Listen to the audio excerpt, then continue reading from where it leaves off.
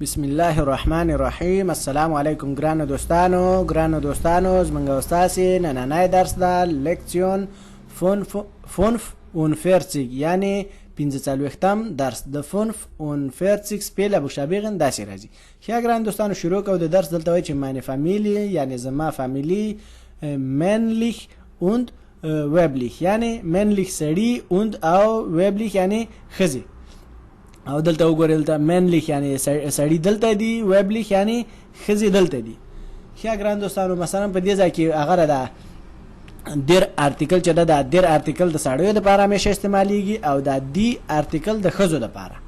یو دومه خبره دوستانو دا ده چې دا سړي ګوري دغه خط دغسې پورته تللی، مثلا چې سړی که یو وي که نه هغه چې شی کېږي در ارتیکل اخلي، او که چیرې جمع شي که نه دوه درې شي مثلا بیا جمع سره ارتیکل همیشه په هر ځای کې دغلته دا وګورئ دغه جمع یې نه دا جمع، نو په همیشه بیا د جمع هغه چې ده مثلا هغه بیا د جمع هر یو شی چې مثلا چې جمع واخلي یعنی ډیر شي، یو نه دوه شي درې څلور پنځه شي بیا هغه دی ارتیکل اخلي. صحیح ده؟ امیدوارم تاسې پوه شوي. اوس دلته وایي چې مثلا در فاتا یعنی پلار، دی موتا یعنی مور، در باب یعنی هلک، دی میدخن یعنی جلی، در گروس فاتا یعنی بابا، یا مثلا څوک نیکم هم ورته وایي هغه هم صحیح ده ورکې که، خو لیکن هغه بیا گروس فاتا ته هغه هم وایي، اوپا هم وایي که نه یعنی بابا، او در گروس فاتا در اوپا هم ورته وایي، یعنی دواړه ګلایخ دي یعنی یو هغه دي که نه په یو حساب دي.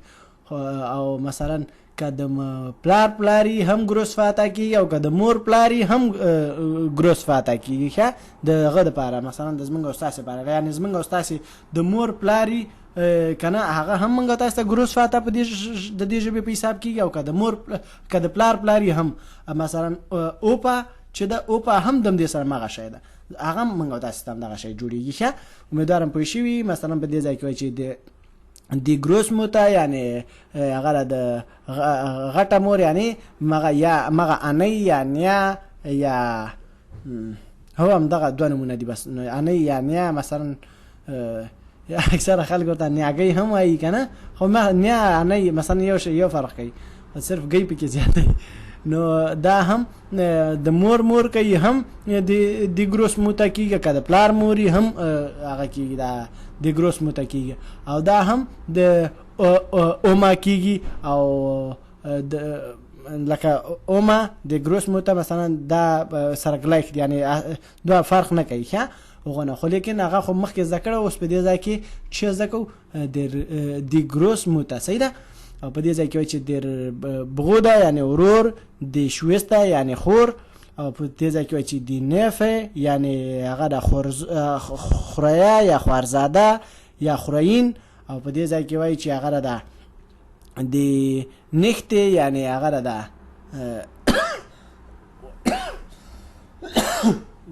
یعنی خورزه یعنی چې هغه شي جلی شي کنه، خورزه د هلکی خوریا یا خورین یا کنه دا خورزه شي کنه جلی. او په دې ځای کې وایي چې در کوزن یعنی د تره زوی یا د کاکا زوی کنه، او د کوزنی یعنی د کاکا لور یا د تره لور. او په دې ځای کې مثلا هغه ده در شواګه یعنی ایور کنه، که چیرې مثلا د یور ورته وایي خلک، څوک لیور ورته هم وایي چې په هر یو باندې تاسې پوهېږئ دوستانو، یا هر یو درته اسانه ښکاري مثلا یور یا لیور مثلا داسې هغه کوي که نه.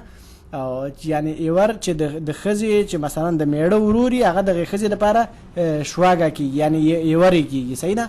په دې ځای کې وایي چې د شویګه رن یعنی هغه یور یعنی د میړه خوري چې شي که نه د ښځې دپاره هغه بیا ورته شویګرن کېږي. او په دې ځای کې مثلا د شویګه فاتا یعنی خسر، او په دې ځای کې د شویګه موتا یعنی خواښې، او په دې ځای کې در اونکل یعنی کاکا یا ماما که نه، اونکل د تانته یعنی که خالی که امی که مثلا ترور څوک ترور هم ورته وایي، مثلا د غونډو ته یو تانتې دلته وایي. ښه دس بیبي یعنی واړکی نوزاد یعنی نوی چې ماشوم پیدا شوی کنه یا 2 کلن یا 1 کلن یا مثلا 3 کلن دغه سی کنه نوی چې پیدا شوی یا دس بیبي. یا امیدوارم دوستان تاسو په دې باندې پوه شئ او بس دغه درسو دوستان دا د کور په باره کې چې مثلا کور کې ښځې سړي مثلا دغه شی نه یا په فامیلی کې. یا امیدوارم دوستانو چې تاسو په باندې پوه شئ د راتلونکي درس پورې دوستانو په پاک الله باندې سپارم. فی الحال چیس.